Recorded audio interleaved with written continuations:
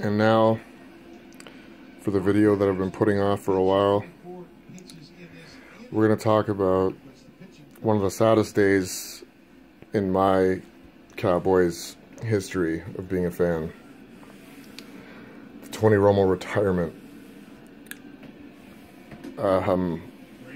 This one is, for me, it's painful for me because I can think of a few quarterbacks in history where their franchise failed them, but I can't think of one that affected me more greatly than the Cowboys and how they failed Tony Romo. People always have their opinions about Tony Romo. I have my own opinions about Tony Romo. Don't get it twisted. I have my own opinions about Tony Romo.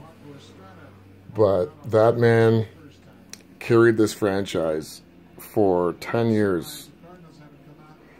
And he did it under the biggest spotlight there is. He did it with no help from his front office until 2014 when they said, hey, maybe we should put an offensive line in front of him and see what happens. And the funniest part about that is it was Tony Romo that actually asked for the offensive line. So for me, this is a very sad situation. I know that he's going to probably the best job you can have. He's going to the #1 football spot in the country. And he only got that, and let's be honest here, he only got that because he was the Dallas Cowboys quarterback. It's the only reason. There's other quarterbacks out there that probably deserved it. Other players, never mind quarterbacks, that probably deserved it more than him. But he had a personal relationship with the guy he's going to be dealing with, Jim Nantz. And Jim Nantz is the one that actually pushed for it. So for me, it makes sense.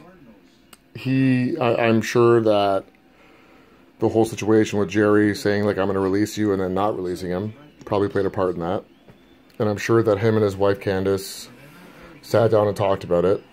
And in my opinion, if I had 2 kids and one on the way, I've had my second back surgery in 4 years, I'm probably going to start debating it too. Because the last thing anybody wants, regardless of your competitive nature, regardless of your spirit, you want to be able to pick up your kid at one point later on in your life. And one more bad hit, there's no saying that Romo wouldn't be in a wheelchair. And yeah, I know, that goes for any football player. One hit can end you. One hit can literally end you. But with Romo, it was probably more prevalent because the guy's already had 2 back surgeries. One more bad hit and you're in a wheelchair, right? And who wants to live their life like that? So I understand. It sucks because I feel like Tony had the tools to win a Super Bowl. I just feel like Jerry failed him miserably. And it's sad because if you would have given Tony Romo a top 10 defense ever in his career, he may have done better. And yeah, of course, he's had his mistakes. Like, come on, the guy's made some horrible decisions in fourth quarter games coming back from a game. Let's not forget about those. But if he had a top 10 defense, this is the thing that I argue all the time. And anybody that knows me knows I argue this. If he had a top 10 defense, he wouldn't have to put up 40 points a game. Those 30 points he's putting up a game, 28.6, whatever his average is, that should be enough to win you football games in the NFL. The problem is when you have a defense that gets dissected with 30 seconds left in the game, that's not on the quarterback. And this is something that people seem to always want to forget about football. It's not a one-person sport. It's a team sport. And Romo always took all of the blame for his defense not showing up. Or, as my best example, would be the Minnesota Vikings game in the playoffs. His offensive line couldn't block in that game. He was sacked like 6 times. What do you want the guy to do? Anyways, I'm getting off topic.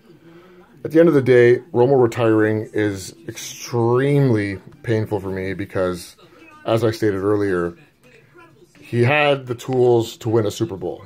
And in my opinion, Jerry failed him miserably. Now, this season's going to be interesting because there's a clause in his contract with CBS that says if Dallas needs him, he can opt out of his contract or take a hiatus, or however it's written in the contract. I don't know, because obviously I'm not reading these contracts. But if Dak gets injured for whatever reason, I hope it doesn't happen, obviously. But Romo's coming back to the Cowboys. And if that happens, that man with a chip on his shoulder, hopefully not too big because it might hurt his back, that's going to be scary, because he's never had a running back like Ezekiel Elliott. And that's a crazy thing to think about. So what I want to do is I want to say goodbye to arguably one of my top 10 favorite Cowboys of all time. Number 9 right here. And I love you, Tony. And I wish you all the best. I'm going to miss you. I'm just going to miss the conversations you generated between me and other people. But what I'm going to miss the most is you had the heart of a warrior. You literally broke your back twice for this team. You punctured your lung for this team. And I'm going to miss you, man.